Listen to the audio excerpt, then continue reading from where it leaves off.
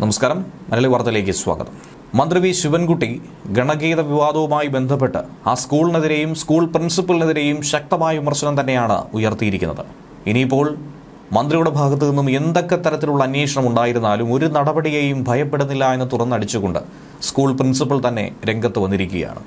എന്നാൽ ആ പ്രിൻസിപ്പലിന് എന്ത് അധികാരമാണുള്ളതെന്നും സ്കൂളിൻ്റെ NOC പോലും കൊടുക്കുന്നത് സർക്കാരാണ്, അത് റദ്ദാക്കാനും സർക്കാരിന് അറിയാമെന്നുള്ള ഭീഷണിയാണ് തിരിച്ചു നൽകിയിരിക്കുന്നത്. പ്രിൻസിപ്പലിനെതിരെയും അങ്ങനെ ഗണഗീതവുമായി ബന്ധപ്പെട്ടുള്ള അന്വേഷണം നടത്താനാണ് ഉത്തരവിട്ടിരിക്കുന്നത്. എറണാകുളം ബംഗളൂരു വന്ദേ ഭാരത് എക്സ്പ്രസ് സർവീസ് ട്രെയിനിൻ്റെ ഉദ്ഘാടന ചടങ്ങിലാണ് ഈ വിവാദം ഉരുത്തിരിഞ്ഞു വന്നത്. വിദ്യാർത്ഥികൾ ഇളമക്കര സരസ്വതി വിദ്യാനികേതനിലുള്ള കുട്ടികളാണ്. കുട്ടികൾ പാടിയത് ദേശഭക്തി ഗാനമാണെന്ന് സ്കൂൾ പ്രിൻസിപ്പൽ ഡിൻഡോ KP തന്നെ വിവിധ മാധ്യമങ്ങൾക്ക് അഭിമുഖത്തിലൂടെ പറഞ്ഞിട്ടുള്ള കാര്യവുമാണ്. സ്കൂളിലും മറ്റു പരിപാടികളിലും ചടങ്ങിലുമൊക്കെ തന്നെ പാടുന്ന ഒരു ദേശഭക്തി ഗാനമായി മാത്രമാണ് അതിനെ നോക്കി കണ്ടിട്ടുള്ളത്. അതിലെന്താണ് തെറ്റ് എന്നാണ് അദ്ദേഹം ചോദിച്ചത്. രാജ്യത്തിൻ്റെ ഐക്യം, അഖണ്ഡത അതിനെയൊക്കെ തന്നെ ചേർത്ത് പിടിക്കുന്ന നാനാത്വത്തിൽ ഏകത്വം എന്ന സന്ദേശം നൽകുന്ന ഈ ദേശഭക്തി ഗാനത്തിന് എന്ത് സന്ദേശമാണ് നൽകുന്നതെന്ന് മന്ത്രിക്കറിയില്ലേ എന്നാണ് ഇതിനോടകം തന്നെ പലരും വിമർശിക്കുന്നത്. സംഭവത്തിൽ അന്വേഷണം പ്രഖ്യാപിച്ച വിദ്യാഭ്യാസ മന്ത്രിയുടെ നടപടി അപലപനീയമെന്നാണ് നിലവിൽ പ്രതികരണം.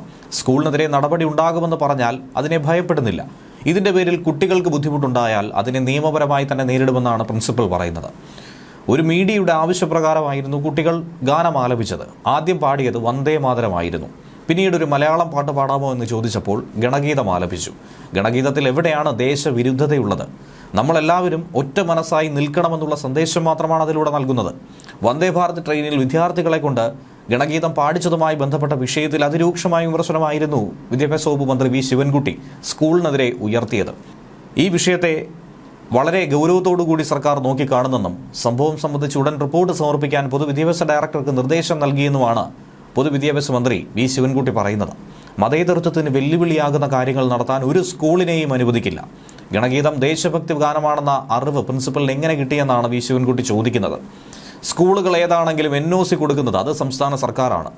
അക്കാര്യത്തിൽ ഒരു സംശയവും വേണ്ട എന്നാണ് മന്ത്രി പറയുന്നത്. സർക്കാർ പരിപാടികളിൽ കുട്ടികളെ രാഷ്ട്രീയവൽക്കരിക്കുന്നതും ഒരു പ്രത്യേക വിഭാഗത്തിൻ്റെ വർഗീയ അജണ്ടകൾക്ക് ഉപയോഗിക്കുന്നതും ഭരണഘടനാ തത്വങ്ങളുടെ ലംഘനം കൂടിയാണ്.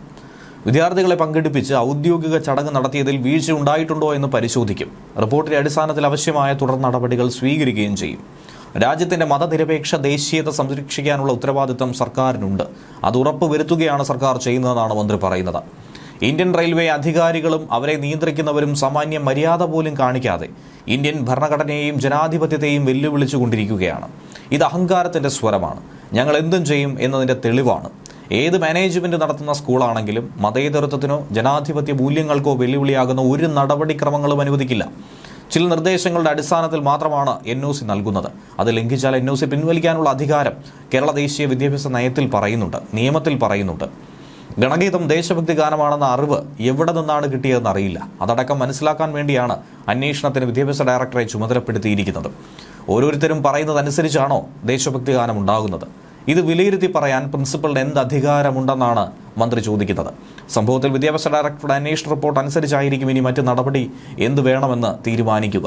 സ്കൂൾ പ്രിൻസിപ്പലിന്റെ പരാമർശത്തിൽ അടക്കം അന്വേഷണം ഉണ്ടാകുമെന്നാണ് മന്ത്രി പറയുന്നത്. കേന്ദ്ര വിദ്യാഭ്യാസ മന്ത്രിയുമായി തിങ്കളാഴ്ച മന്ത്രി വി ശിവൻകുട്ടി കൂടിക്കാഴ്ച നടത്തുകയും ചെയ്യും. അതിൽ ഇക്കാര്യം പ്രധാന ചർച്ചാ വിഷയമാകുമെന്നാണ് മനസ്സിലാക്കാൻ കഴിയുന്നത്. ഇതിൽ അന്വേഷണം നടത്തണമെന്നാവശ്യപ്പെട്ടുകൊണ്ട് നിവേദനവും സമർപ്പിക്കാൻ സാധ്യതയുണ്ട്.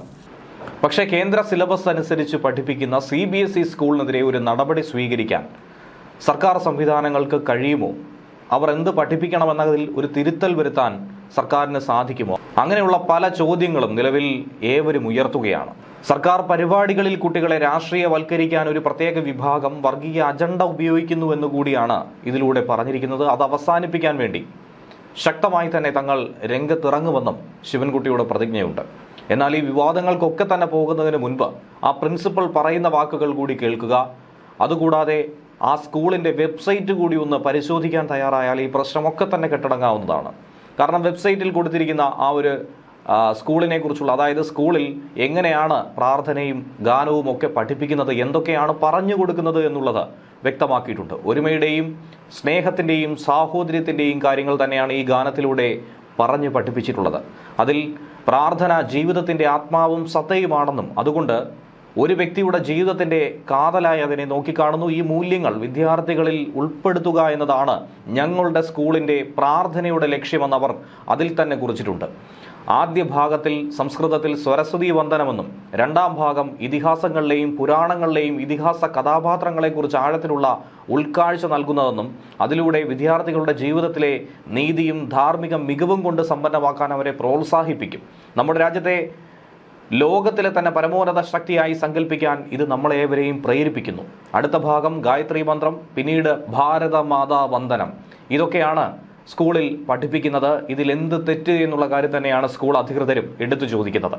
അങ്ങനെയെങ്കിൽ ഇന്ന് ദേശഭക്തി ഗാനങ്ങൾ പഠിപ്പിക്കുന്ന എല്ലാ സ്കൂളുകളും അടച്ചുപൂട്ടേണ്ട വക്കിലേക്ക് എത്തിച്ചേർന്നു വരും. അങ്ങനെ ഐക്യത്തോടെയും സമാധാനത്തോടെയും സഹവർത്തിത്വത്തോടെയും നമ്മുടെ സാംസ്കാരിക സമ്പന്നത കൂടി ഉറക്കെ വിളിച്ചു പറയുന്ന ഇത്തരം ദേശഭക്തി ഗാനങ്ങളെ എന്തിനാണ് സർക്കാർ എതിർക്കുന്നത് എന്നുള്ള കാര്യം കൂടിയാണ് സ്കൂൾ അധികൃതരുടെ ഭാഗത്തായി ചോദിക്കേണ്ടതായിട്ടുള്ളത്.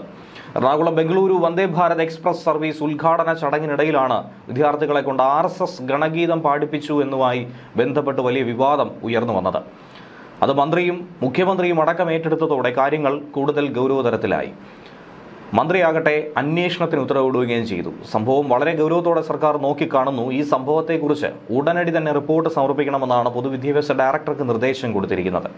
ആക്ഷേപങ്ങളെ തുടർന്ന് ആദ്യം എക്സിൽ നിന്നും കുട്ടികളുടെ ഗണഗീത വീഡിയോ ദക്ഷിണ റെയിൽവേ പിൻവലിച്ചിട്ടുണ്ടായിരുന്നു. അതിലൊരു വിവാദമുണ്ടെന്നായിരുന്നു ആദ്യം റെയിൽവേ മനസ്സിലാക്കിയത്. പിന്നാലെ സ്കൂൾ അധികൃതരോട് തന്നെ ഇതിൻ്റെ വിശദീകരണം തേടി അതിനുശേഷം പിന്നെയും അവർ അത് പങ്കുവച്ചിരിക്കുന്നു എന്നുള്ളതാണ് ഏറ്റവും ഒടുവിലത്തെ വിവരം. സ്കൂൾ അധികൃതർ പറഞ്ഞതനുസരിച്ച് ഇത് ഗണഗീതമെന്നല്ല, അതിനപ്പുറത്തേക്ക് ഒരു ദേശഭക്തി ഗാനമെന്ന നിലയിൽ നോക്കിക്കാണേണ്ടതുണ്ട്. ഭാരതമാതാവിനെ കുറിച്ച് പറയുന്നവരൊക്കെ തന്നെ RSSകാരായി മാറുമെന്നും വർഗീയ ശക്തികളാകുമെന്നുമുള്ള CPM അജണ്ട തന്നെയാണ് ഇതിലൂടെ നടപ്പിലാക്കാനായി ശ്രമിക്കുന്നത് എന്ന് തന്നെയാണ് ഏവരും വ്യാഖ്യാനിച്ചെടുക്കുന്നത്. ഒരു ഗാനം, ദേശഭക്തി ഗാനം പാടിയത് കൊണ്ട് തന്നെ ആ കുട്ടികളെയൊക്കെ തന്നെ അടച്ചാക്ഷേപിക്കുന്ന സർക്കാർ സംവിധാനങ്ങൾ തന്നെയാണ് മാറി ചിന്തിക്കേണ്ടത് എന്നുള്ളത് റെയിൽവേയും അംഗീകരിക്കുന്ന വിഷയമാണ്. പരമപവിത്രമായ ഈ മണ്ണിൽ ഭാരതാംബയെ പൂജിക്കുന്നു എന്ന് പറഞ്ഞു തുടങ്ങുന്ന ഈ വരികൾക്ക് എന്ത് കുഴപ്പമാണുള്ളത്? ഇതിൽ എന്ത് വർഗീയ ചേരിതിരിവാണ് ഉണ്ടാക്കുന്നതെന്നാണ് ഏവരും ചോദിച്ചിരിക്കുന്നത്. വളരെ ദേശഭക്തി ഉണരുന്നതും അതുപോലെ തന്നെ രാജ്യത്തെ സ്നേഹിക്കാൻ പഠിപ്പിക്കുന്നതുമായിട്ടുള്ള ഈ വരികൾ, അതിലെ തെറ്റ് ശരികളൊക്കെ തന്നെ കണ്ടെത്തുന്ന CPMകാർക്കിടയിലേക്ക് തന്നെയാണ് ശക്തമായി ദക്ഷിണ റെയിൽവേയും കടന്നു വന്നിരിക്കുന്നത്. പരിഭാഷയോടുകൂടി തന്നെയാണ്, ഇംഗ്ലീഷ് പരിഭാഷയോടുകൂടി തന്നെയാണ് ഈ പോസ്റ്റ് വീണ്ടും പങ്കുവച്ചത്. എളമകര സരസ്വതി വിദ്യാലയത്തിലെ കുട്ടികൾ പാട്ടുപാടി എന്ന് പറഞ്ഞുകൊണ്ടാണ് ഈ പോസ്റ്റ്. വിഷയം CPM അടക്കമുള്ളവർ ശക്തമായി റെയിൽവേക്കെതിരായ പ്രചരണായുധമാക്കി മാറ്റുകയാണ്. സർക്കാർ പരിപാടികളിൽ കുട്ടികളെ രാഷ്ട്രീയവൽക്കരിക്കുന്നതും ഒരു പ്രത്യേക വിഭാഗത്തിൻ്റെ വർഗീയ അജണ്ടകൾക്ക് വേണ്ടി ഉപയോഗിക്കുന്നതും ഭരണഘടനാ തത്വങ്ങളുടെ ലംഘനമാണെന്നാണ് CPM വാദം. വിദ്യാർത്ഥികളെ പങ്കെടുപ്പിച്ച് ഔദ്യോഗിക ചടങ്ങ് നടത്തിയതിൽ തന്നെ വീഴ്ചയുണ്ടോ എന്നും പരിശോധിക്കുമെന്നാണ് പറയുന്നത്. രാജ്യത്താകമാനമായി പ്രധാനമന്ത്രിയുടെ ഓഫീസ് നേരിട്ട് നടത്തുന്ന ഇത്തരത്തിലുള്ള പരിപാടികളെ സർക്കാർ സംവിധാനങ്ങൾക്ക് എങ്ങനെയാണ് വിമർശിക്കാൻ സാധിക്കുന്നത്? സംസ്ഥാന സർക്കാർ സംവിധാനങ്ങൾക്ക് ഇക്കാര്യം തന്നെയാണ് ഇപ്പോൾ കൊടുമ്പിരി കൊണ്ടിരിക്കുന്ന ചർച്ച.